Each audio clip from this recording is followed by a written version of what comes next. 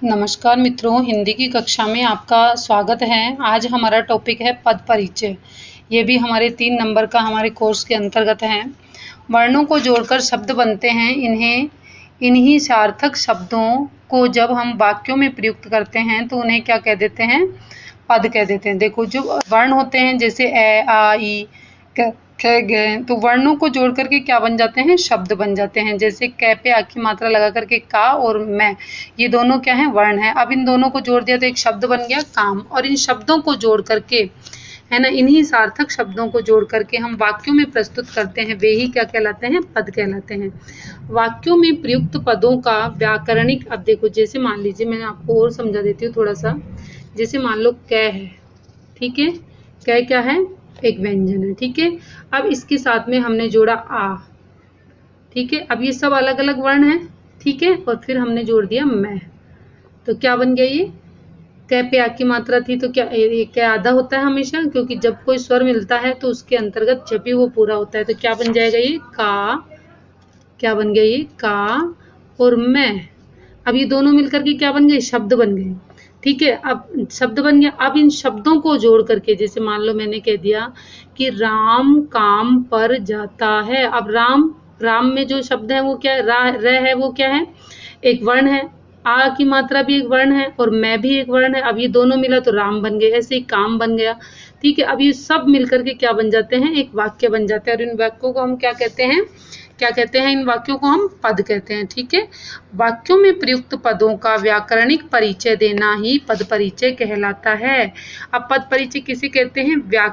वाक्यों में प्रयुक्त पदों का वार्णिक परिचय देना ही पद परिचय कहलाता है। मतलब वर्णों के हिसाब से परिचय देना ही पद परिचय कहलाता है। संज्ञा का पद परिचय, अब देखो संज्ञा का क्या पद परिचय होगा? संज्ञा का पद परिचय देते समय निम्न बातें हमें बतानी चाहिए। जैसे संज्ञा के भेद, व्यक्तिवाचक, जातिवाचक, भाववाचक, समुदायवाचक और द्रव्यवाचक। संज्ञा सबको पता है, ठीक है। अब फिर इसमें आता है लिंग, वचन, कारक, क्रिया के साथ उसका संबंध। जैसे उदाहरण देखिए, मितिशा गुड़िया से खेलती है। अब मितिशा क्या होगी? व्यक्तिवाचक संज्ञा होगी, क्योंकि किसी व्यक्ति विशेष का नाम आ गया है ना। मितिशा एक लड़की का नाम है। और ये कैसा है? इसका लिंग कैसा है? स्त्रीलिंग है, ठीक है। वचन कैसा है? एक वचन है, क्योंकि अकेली है। कर्ता कौन सा है? कर्ता कौन सा है? सॉरी, कारक कौन सा है? कर्ता कारक, क्योंकि क्या कर रही है? खेल रही है। और क्रिया का कर्ता, और क्रिया का कर्ता कौन है? क्रिया का कर्ता कौन है ना? तो क्रिया का कर्ता कौन है? मितिशा है, ठीक है। ऐसे ही गुड़िया, गुड़िया क्या हो गई? जातिवाचक हो गई। गुड़िया क्या हो गई? जातिवाचक हो गई, ठीक है ना। अब ये भी क्या है? स्त्रीलिंग का है। गुड़िया एक है तो एक वचन हो गई। और कर्म क्या कर रही है? खेल रही है, तो ये कर्म कारक हो गया। और खेल रही है, यह क्या है? क्रिया का कर्म, ठीक है। ऐसे ही सर्वनाम का पद परिचय देते समय हमको क्या करना है? सर्वनाम का पद परिचय देते हुए भी हमको निम्न बातों का ध्यान रखना है। सर्वनाम के पहले भेद बताना पड़ेगा। पुरुषवाचक है या निश्चयवाचक है, अनिश्चयवाचक है, प्रश्नवाचक है, संबंधवाचक है और निजवाचक है। देखो, ये सब चीजें हमको जब याद होंगी तो ही हम निकाल सकेंगे, ठीक है। देखिए, अब इसमें क्या है? पुरुषवाचक, निश्चयवाचक, अनिश्चयवाचक और प्रश्नवाचक और संबंधवाचक और निजवाचक, ठीक है। ये हमारे टोटल कितने हैं? 6 हमारे सर्वनाम हैं। इसमें देखिए, लिंग निकालेंगे पहले, फिर वचन निकालेंगे, फिर कारक निकालेंगे और क्रिया के साथ इसका संबंध भी हम निकालेंगे। देखिए, अब क्या करेंगे हम आगे। वह अभी तक सो रहा है, वह अभी तक सो रहा है। अब देखिए, अब इसमें वह क्या है? अन्य पुरुषवाचक सर्वनाम है, क्योंकि इसमें किसी का नाम नहीं है तो ये अन्य हो गया, ठीक है ना। अब क्या है? ये पुल्लिंग है। रहा है, इसलिए क्या हमने मान लिया इसको रही होता तो क्या हो जाता? स्त्रीलिंग का हो जाता। अब चूंकि यहाँ पे क्या है? रहा है, इसलिए ये क्या हो गया? पुल्लिंग का हो गया। अब वह एक केले के लिए आता है तो ये क्या हो गया? एक वचन का हो गया। अब कर्ता कारक सो रहा है। कर्ता कारक क्या है? इसमें सोना क्या होगी? इसकी कर्ता कारक। और क्रिया क्या है इसमें? क्रिया का कर्ता, ठीक है, क्रिया का कर्ता। अब विशेषण का पद परिचय हम कैसे देंगे? देखिए, नेक्स्ट चलते हैं अपन विशेषण के पद परिचय पे। देखिए, विशेषण का जो पद परिचय देंगे वो हम कैसे देंगे? विशेषण का पद परिचय पहले हम क्या करेंगे? इसमें निम्न बातों का ध्यान रखेंगे। सबसे पहले विशेषण के भेद हमको आने चाहिए।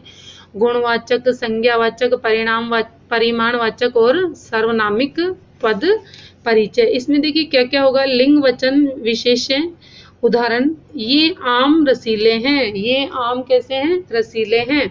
अब देखिए, ये आम कैसे हैं, रसीले हैं। अब सर्वनामिक विशेषण, बहुवचन, पुल्लिंग, आम क्या है, विशेष्य का विशेषण है, विशेष्य का क्या है, आम विशेषण है। और रसीले होना इसका क्या है, गुणवाचक विशेषण है ना, क्योंकि रसीला इसका गुण हो गया। और ये किस में आ गए, बहुवचन में आ गए, क्योंकि आम बहु बहुत सारे हैं, ये आ गए इसमें, इसलिए बहुवचन का हो गया, पुल्लिंग भी हो गया।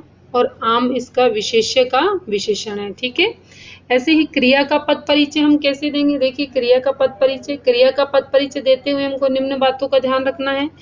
क्रिया का भेद, अकर्मक और सकर्मक दो प्रकार की होती है। फिर इसमें हमको धातु और काल भी बताना है। ठीक है, क्रिया में ऐसे ही लिंग, वचन और वाच्य भी बताना है। पुरुष, क्रिया का कर्ता और कर्म भी बताना है, और हमें अर्थ भी बताना है। ठीक है, अब उदाहरण देखो, रमा पत्र लिख रही है। रमा क्या हो गई यहाँ पर, अब लिख रही है, ये क्या हो गई, सकर्मक क्रिया हो गई। ठीक है, क्या हो गई, ये सकर्मक क्रिया हो गई। अब क्या है इसमें, स्त्रीलिंग है। ठीक है, रमा कौन है, स्त्रीलिंग है ना। अब रमा एक वचन भी है। ठीक है, और वर्तमान काल में अभी लिख धातु है और रही है, तो ये वर्तमान काल के लिए होता है, रही है। ठीक है, तो ये वर्तमान काल हो गया, लिख धातु हो गई। और क्रिया का कर्ता कौन है, रमा। और रमा पत्र कर्तृवाच्य निश्चयार्थक क्रिया है। ठीक है, यह निश्चयार्थक क्रिया है। ठीक है ना। अब इसी तरह से हम नेक्स्ट चलते हैं, क्रिया विशेषण के पद परिचय पर चलते हैं हम। क्रिया विशेषण के पद परिचय पर, अब क्रिया विशेषण का पद परिचय देते समय निम्न बातों का ध्यान रखना चाहिए। क्रिया विशेषण के भेद बताएंगे हम पहले, कौन कौन से हैं, रीतिवाचक, कालवाचक, स्थानवाचक और परिणामवाचक। जिन क्रिया की विशेषताएं बताई गई हो, खरगोश तेजी से भाग गया, खरगोश तेजी से भाग गया। अब तेजी से क्या हो गई, यहाँ पर रीतिवाचक क्रिया विशेषण हो गई, क्या हो गई, ये रीतिवाचक क्रिया विशेषण।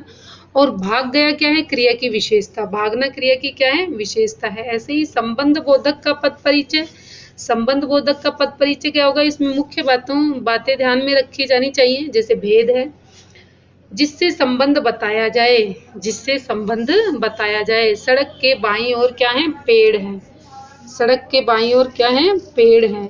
बाईं ओर क्या है, दिशा सूचक संबंध सड़क और पेड़ का संबंध बता रहा है, सड़क और पेड़ का क्या बता रहा है, संबंध बता रहा है। और इसी तरह से समुच्चय बोधक का पद परिचय, प्रमुख बातें ध्यान रखने की है इसमें, कौन कौन सी हैं, भेद है, सामान्य अधिकरण और व्याधिकरण, सामान्य अधिकरण और व्याधिकरण। जिन शब्दों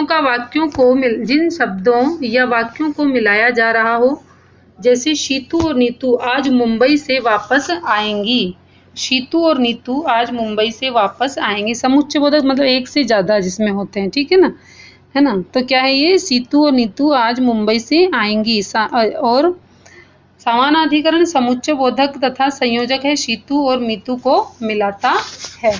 ठीक है, इसी तरह से नेक्स्ट अपना है विस्मय बोधक।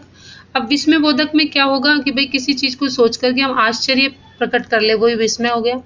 नाम से अपन को प्रतीत हो रहा है। देखो प्रमुख बातें क्या ध्यान रखनी है, भेद है, भाव का उल्लेख, ओहो कितना सुंदर दृश्य है, तो मतलब इस पे क्या हो गया, आश्चर्य हो गया।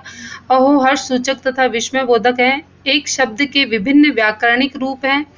हिंदी में कई प्रकार के प्रयोगों पर अलग अलग रूप धारण कर लेते हैं। ऐसे शब्दों का पद परिचय और अर्थ परिस्थिति को ध्यान में रखते हुए देना चाहिए। आप भी देखें, इस प्रकार के उदाहरण देखिए, देखें क्या है, शब्द देखो क्या है, अच्छा।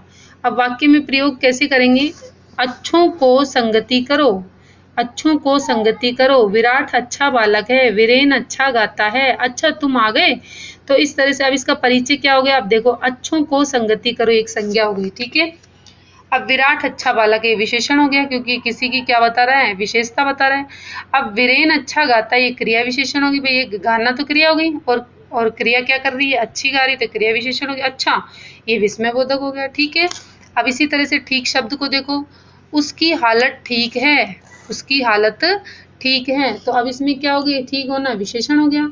उसका, इसका उत्तर ठीक लिखना, इसका उत्तर ठीक लिखना। अब ये देखो, अब लिखना क्या होगी, क्रिया होगी। अब ठीक क्या होगी, इसकी विशेषता हो गई, ठीक है। अब ठीक इसे तुम ही पूरा करो, ठीक है। अब इसे तुम ही ये विस्मयबोधक, अब ठीक है देख लो भाई, तुम इसे पूरा कर सकते हो। कोई बाहर खड़ा है, अभी कोई सर्वनाम शब्द हो गया, कोई व्यक्ति बाहर खड़ा है विशेषण हो गया, ठीक है। अब नेक्स्ट देखो, कुछ आ गया अब इसमें, तुम्हारे हाथ में कुछ है, तो ये क्या हो गया सर्वनाम, तुम्हारे क्या हो गया इसमें सर्वनाम हो गया, ठीक है। ऐसे ही बाजार से कुछ फल लेते आना, तो अब कुछ क्या हो गया यहाँ पर विशेषण हो गया, है ना, कुछ क्या हो गया फलों का विशेषण हो गया। ऐसे ही उठो अब कुछ पढ़ लो, अब कुछ पढ़ना क्या हो गया क्रिया विशेषण हो गया। ऐसे ही सुंदर का भाई शैतान है ना। अब इसमें शब्द क्या है, सुंदर शब्द है, सुंदर का भाई शैतान है, अब ये तो संज्ञा हो गई, ठीक है। वह सुंदर चित्र भी विशेषण हो गया, वह सुंदर लिखता है क्रिया विशेषण हो गया, है ना। बहुतों को सब मालूम था, तो ये संज्ञा हो गई। बहुत लोग मेला देखने गए विशेषण हो गया। बाग में बहुत सुंदर फूल खिले हैं प्रविशेषण हो गया। ऐसे ही क्रिया विशेषण होगी। गुड़िया बहुत बोलती है, ये गुड़िया बहुत बोलती है क्रिया विशेषण हो गई। बुरों से दूर रहो, बुरों से दूर रहो ये संज्ञा हो गई। बुरे लोगों से दूर रहो अर्थात विशेषण हो गया। और बुरा मत करो क्रिया विशेषण हो गया। वह आगे बढ़ गया क्रिया विशेषण। वह मुझसे आगे बढ़ गया, यह क्या हो गया मुझसे इसका क्या हो गया संबंध हो गया। सामने देखो इधर उधर नहीं, ये क्रिया विशेषण हो गया। मेरे घर के सामने एक पार्क है, ये क्या हो गया संबंध बोधक हो गया, ठीक है। अब इस तरह से अब ऐसे ही हम आगे भी देखते हैं थोड़ा सा और देखें। मधुर शब्द, ये मधुर फल हैं, तो ये इसका विशेषण हो गया। ऐसे ही ऋचा मधुर गाती है क्रिया विशेषण हो गई। औरों का भी ध्यान रखो ये संज्ञा हो गई। तुम तो आ गए पर और कहाँ है, ये सर्वनाम हो गया।